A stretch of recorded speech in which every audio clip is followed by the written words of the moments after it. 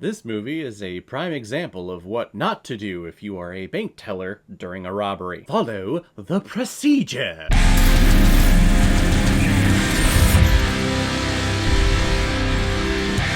Set It Off, released in 1996, and is directed by F. Gary Gray, who's also behind such films like Friday, The Negotiator, The Italian Job, Law Abiding Citizen, and Straight Outta Compton. And this film is starring Jada Pinkett, Vivica A. Fox, John C. McGinley, Kimberly Elise, Blair Underwood, and Queef Latina, which is a name that I learned from Chad Daniels when he talked about his little girl referring to an Oscar-winning actress Queen Latifah as a Mexican pussy fart, and I've never forgotten that name since. And the reason why we're talking about Set It Off today, I say it like that because it reminds me of the Turn It Off song from the Book of Mormon, and it fits the rhythm and everything. I just can't help but think of it when I think of that title for this. But the reason why we're talking about Set It Off today is because it was a PayPal recommendation and donation from a longtime contributor and supporter of this channel, Dr. Camp. Thank you very much for the recommendation. Movie that I've never heard of before. Definitely had no idea that this film existed.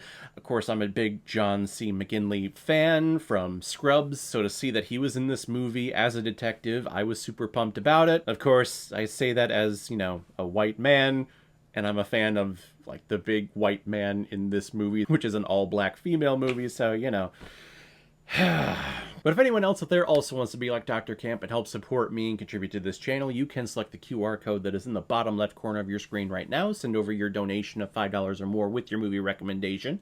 And if I have access to it, I will watch it, review it, give you a little shout out just like I did with Dr. Camp here. TT, Frankie, Chloe, and Stoney are four women who are financially unstable and are struggling to make it by with their current low-paying job. So they get the idea one day to rob a bank, and after it goes off pretty well, have the urge to keep robbing and robbing and robbing. However, this greed does catch up with them and leads to a final bank robbery that goes almost completely 100% wrong. Now, I do love the representation that this film has when it comes to black communities, and especially when it comes to police brutality. This is a film that came out in 1996, and in here it depicts a black man being gunned down because he reached into his jacket pocket maybe a little too quickly, and the police that were surrounding him were a little trigger happy. When they saw sudden movement, they all lit up, and this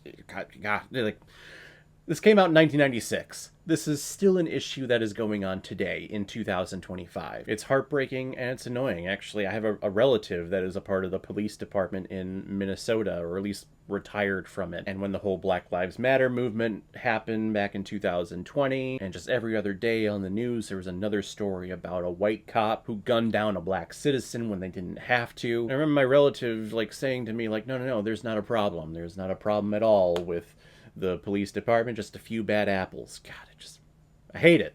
I blocked that motherfucker. I think I've only talked to him once in my life. Haven't talked to him since, thank God. But this movie does shine a light on those situations. So if anything, let's appreciate this movie for doing that. Now, when it comes to the motivation and the situations that these characters find themselves in, little far-fetched here. At the start of the movie, Frankie is a bank teller working the teller line, and when someone that she knows comes up with a gun and is robbing the place, she kind of takes it amongst herself to delay it and is trying to talk him out of it. I work for a financial institution, and that's just not part of the procedure at all. If someone comes up to the teller line and is threatening you like that, you give them the money. Of course, you just go along with it. You treat it like they're any other member that's coming into the credit union or bank. You stay calm. You don't pull attention to it. And then once they leave, then you lock down everything. You seclude everyone. And banks and credit unions, they're insured for that. It isn't worth someone losing their life over. Trying to be a hero and not giving someone cash because they're trying to rob you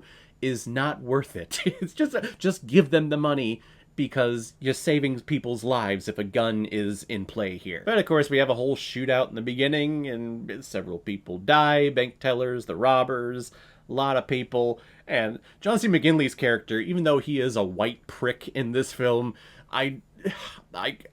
kind of side with him a little bit, like, why didn't you follow the procedure? That shouldn't have been anything that he was questioning her on. That should have been the manager of the bank. But yeah, if you're a bank teller, just follow the procedure. Give them the money. The bank's going to be insured for that. They'll get their money back. Don't worry. Because if you try to be a hero, something like this would happen. And then Jada Pinkett is getting into a relationship with another bank manager or loan processor, and he's very easily, like, persuading her to think about her future. And I don't know, it's just a lot of these characters, even though the subject matter I think could go deeper, the subject here, these characters' motivations, I think are pretty surface level, honestly. Queen Latifah just gets off on the whole adrenaline of robbing these banks, and then TT is doing it to support her toddler, so that one makes sense, I guess. But in the end, I feel like this film, it's a little too surfacey, like it could have gone farther, and the situations that they get themselves in when it comes to the whole bank robbers, it's probably just a disadvantage this film has with me, just because, again, I work for a financial institution, so watching how all this play out, like, that's not